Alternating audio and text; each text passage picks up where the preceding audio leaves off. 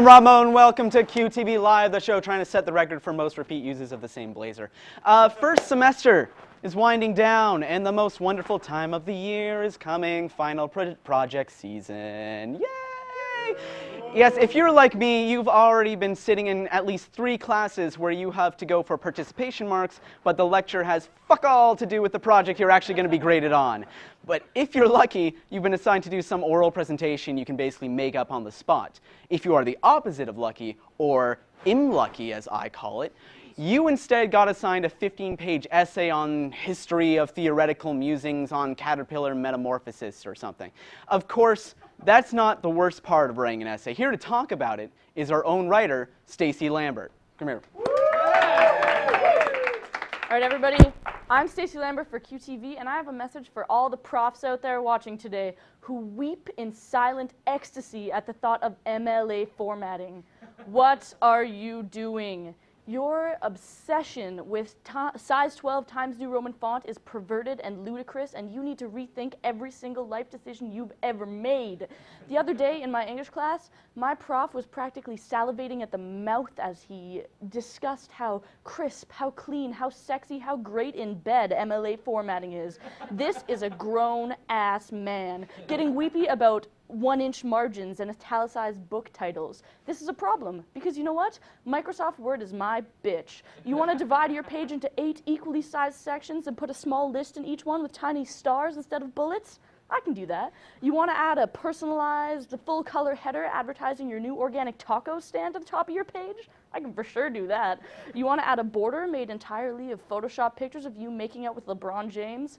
Done. What I'm saying is that I am essentially a Microsoft Word goddess, but I don't get to show off any of my skills because I'm too busy trying to make sure I don't add an extra comma after my citation or do my page numbers in Calibri font instead of Times. Because you know what would happen if I did those things? I would get a 64 on my essay instead of a 70. I would go down an entire letter grade because of the terrible strain it's going to put on my poor, overworked TA's eyes to look at the tiny-ass little dot before my page number instead of after. Do you know what would happen if I was writing an official document for my future job in the real world and I used size 11.5 font instead of 12? Or put a period before a parenthetical citation instead of after? Absolutely fucking nothing. Now, I'm not saying the rules should change. I understand the need for a consistent formatting style. I'm just saying that maybe having to spend 3 hours editing essays we took 45 minutes to write is the reason why so many art students stay at home getting baked and playing Mario Kart instead of attending our lectures. So profs, here's my message to you. The same MLA formatting that helps you achieve orgasm at night is the same MLA formatting that gives me more frustration than having to spend 20 minutes of each lecture trying to watch you learn how to work the internet. It's time to stop being so obsessed with MLA format, period. And also, fuck Chicago style. If you're a prof who tells your students to use Chicago style, I hope you step on a Lego. Thank you, Stacey. Thank you, Stacey. Of course, the end of November also means the end of Movember, the laziest portmanteau of all time. Of course, some people didn't participate in Movember, like myself, because we don't look good, or it's itchy, or we're not French. Earlier this month, we sent some of our writers out to see what people in the real world were doing for the occasion. Regardez-vous.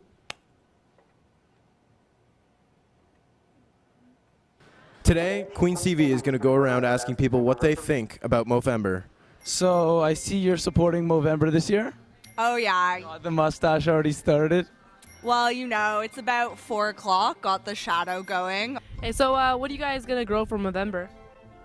Leg hair? Leg hair. Leg hair? It's winter and you're probably single, so I'd show you my leg hair, but have you ever seen Chewbacca? I'm thinking of going for a bit of a handlebar look, perhaps some starburns. The Fu Manchu, perhaps? Oh, I'm going full out. Like, it's for a good cause, right? What do you feel about ladies and their hair? I think they should shave it all off. What if they had a design like an Eiffel Tower or like just like a bat signal down there? No. So like, nope. Nope. The Hitler stash. The Hitler stash. Yeah, I want a girl with a swastika on her vagina. We just wanted to say that we are happy that you're showing support for Movember by growing your mustache. Yeah. Yes, totally. What are you gonna do for Movember? What are you not gonna grow? And I don't want to hear like, oh, my legs. I don't know, my ears. No, I don't see any mustache. I'm kind of disappointed. I'm working on it. Ladies, what do you like in men? Hardwood floors. I said men, not apartments. Do you know about Movember? I do know about Movember. What are you going to be growing out for Movember? I will not be growing out anything for Movember. Nothing, eh? Who do you have to impress? Just, are you serious?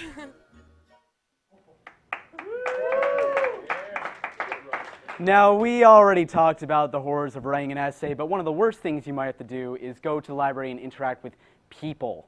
They are the worst. What do they think they are doing sharing public space? It's disgusting. That's why I live in your computer. But here to talk about the carbon and blood life forms you may have to actually interact with is our writer, Nicole. Nicole?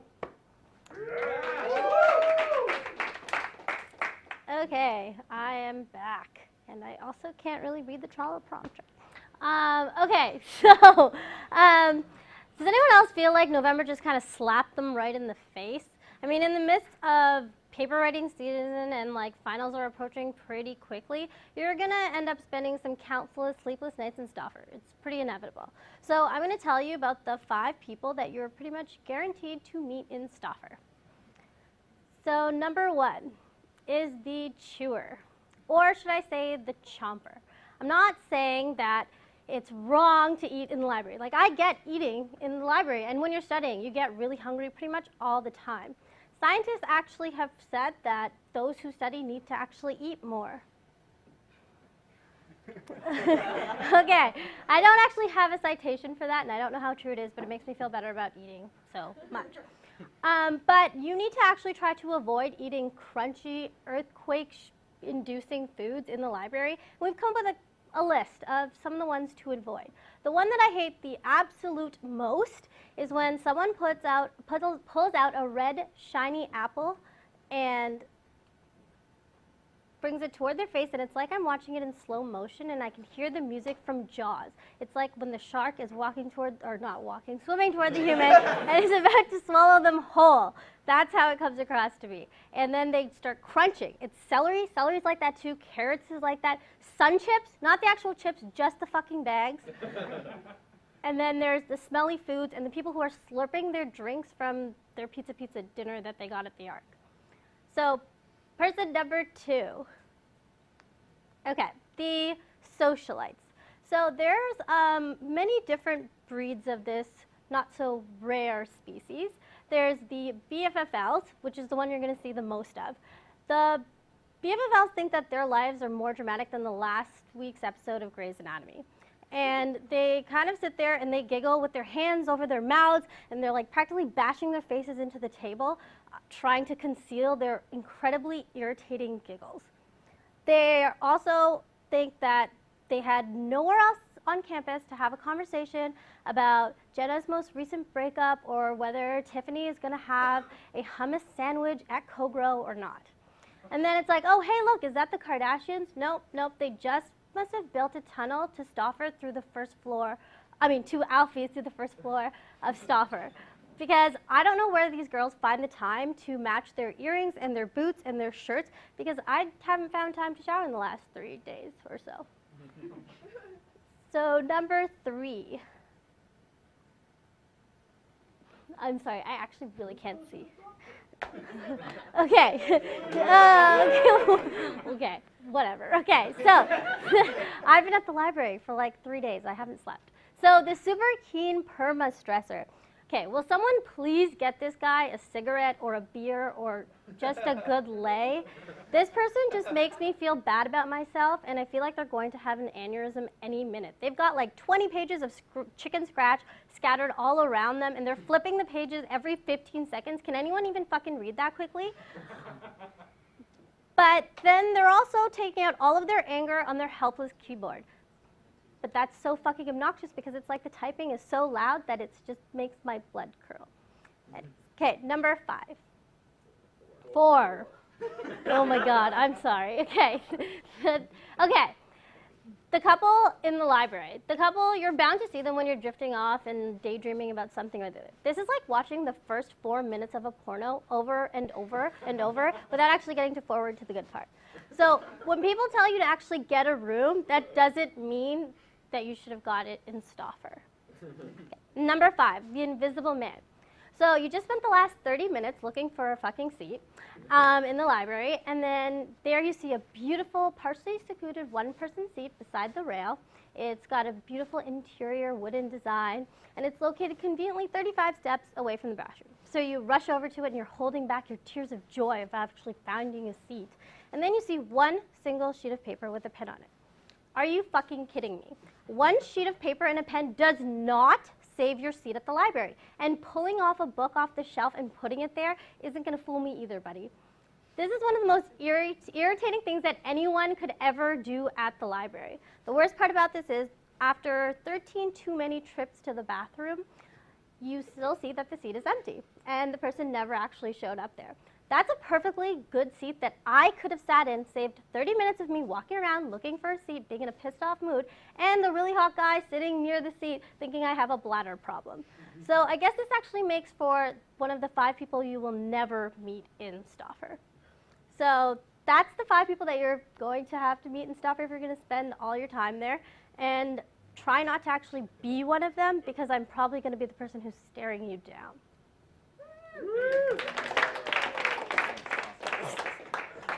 All right, so last year the AMS gave us 4 guys who were deemed the interns, and they're back this year to annoy people and ask inappropriate questions, and they have their own interns, God help us. So they went over to the Arc and they interviewed people as they tried to go in and out of the gym. Let's see that.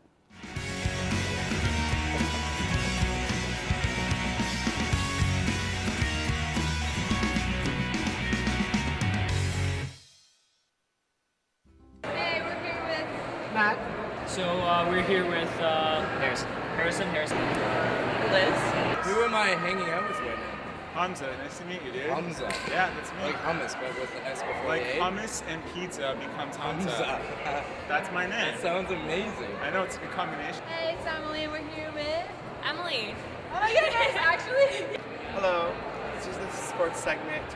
I just wanted to say that I don't go to the gym because I don't need to, because I got all my workouts from being a slut. And then I'm here with Heather. Heather. Are you just coming from the gym today? I am. Oh, okay, so that's what that smell is?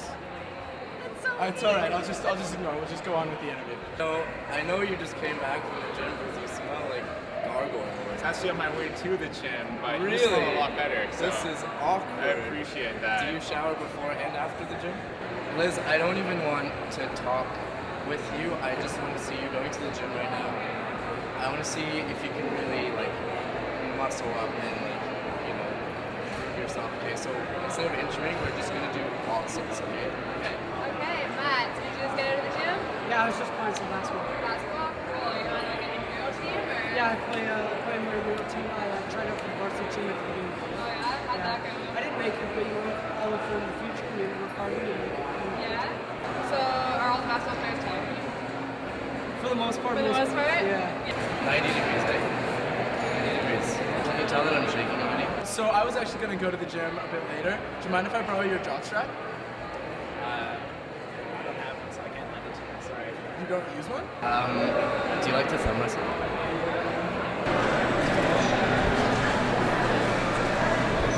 2, 3, 4, 5, 6, 7, 8, 9, 10. I win!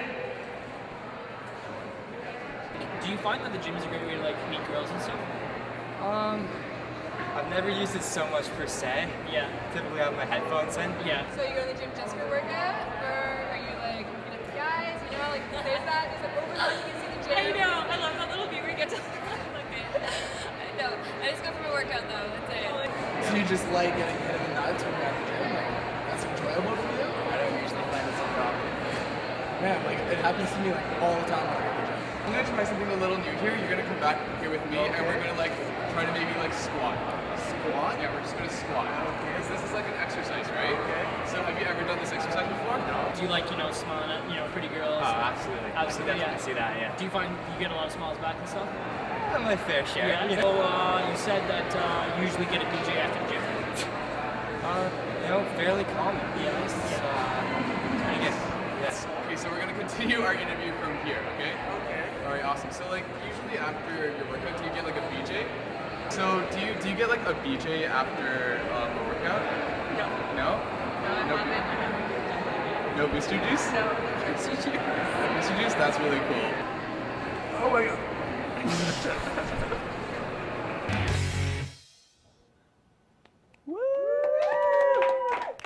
That's it for the show. Follow us on Facebook at facebook.com/QueensTV, on Twitter at @QueensTV. Go see our friends at Queens Players. Their tickets are $13, and they're at Tricolor Outlet, and they have shows through this Saturday. And now before we go, there's going to be a sneak peek of a new cooking show that's going to come to Queens TV in January. So enjoy that, and for now, bye everybody, bye. Woo! What's cooking? Good looking. Hey everybody, welcome to my show. So today I'm going to do one of my favorite appetizers. It is it's a log of chèvre with roasted grape tomatoes and onions with a little bit of balsamic and basil on top. So first what I'm going to do is preheat my oven to 350, which I've already done. And I need to get out 2 baking sheets for roasting our veggies and all my ingredients. So what's important for today is 2 onions, some basil, garlic, chèvre, and some grape tomatoes. So I'm going to start with my grape tomatoes first, and I'm going to grab my pan, just put my baguette over here for the time being. So this recipe's foolproof. It's so easy. You're just going to get a little carton of grape tomatoes, and you're going to cut about half of them in half.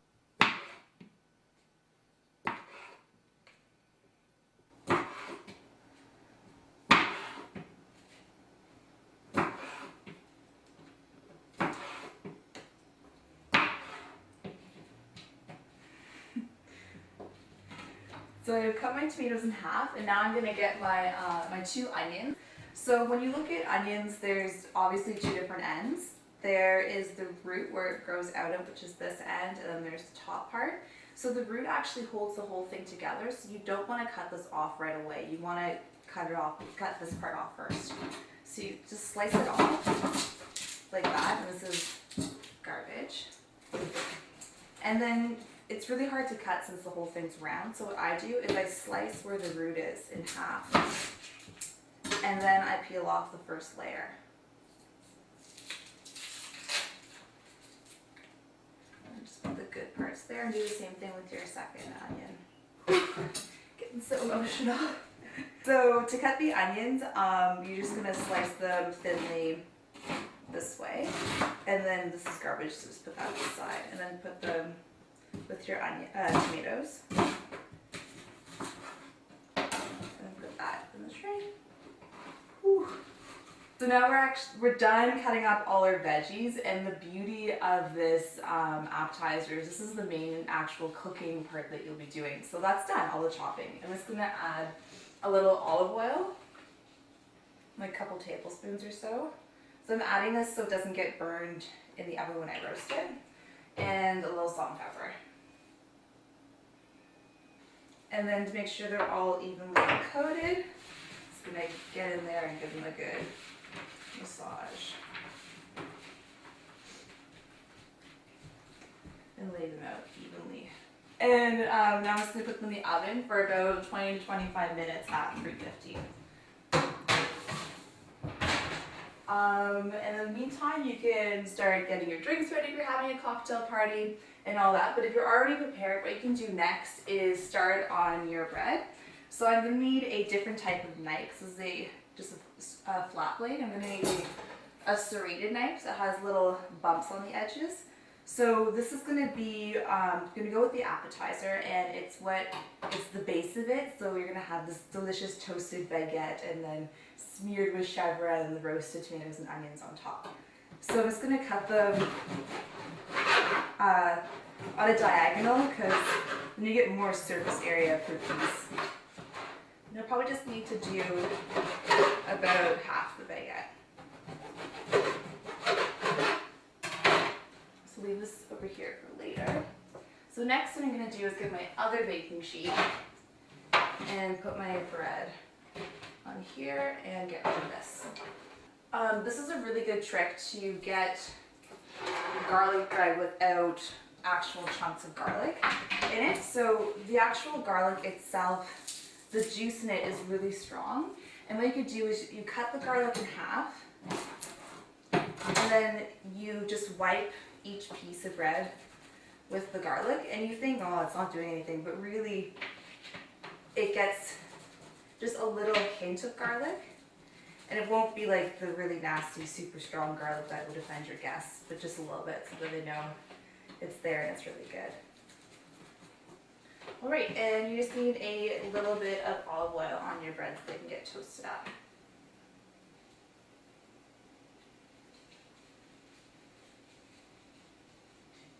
And just like with the tomatoes and onions, gonna rub it around so they're all evenly coated. This is ready to go in when the onions and tomatoes have about 10 minutes left. So I'm just going to leave them over here. And that's it for now. And I'll check back in with you guys in 20 minutes or so. So it's been 20-25 minutes now, so I'm going to check in here to see how it's doing. So my toast look beautiful, nice and golden. And they smell nice and garlicky. And her veg looks superb. Leave this out to cool a little bit and turn my oven off. So meanwhile, I'm just going to make the garnish for the top. And a really easy way to cut it is if you roll it all together, so just like this, and twist it, and just hold it steady, and you can get nice long pieces. Perfect.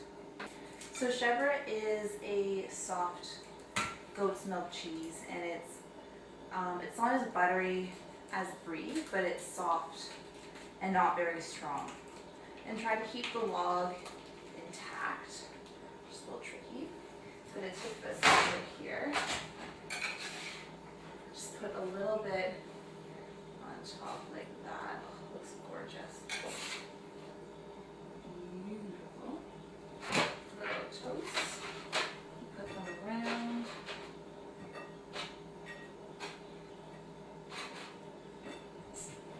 Then I'm going to add our garnish to the top. That. And then last but not least, the balsamic. And to control the flow coming out, I just like to put my thumb on half of it. And then I shake out a little bit. And this is our beautiful chèvre bruschetta. So excited to dig in. What's cooking? Good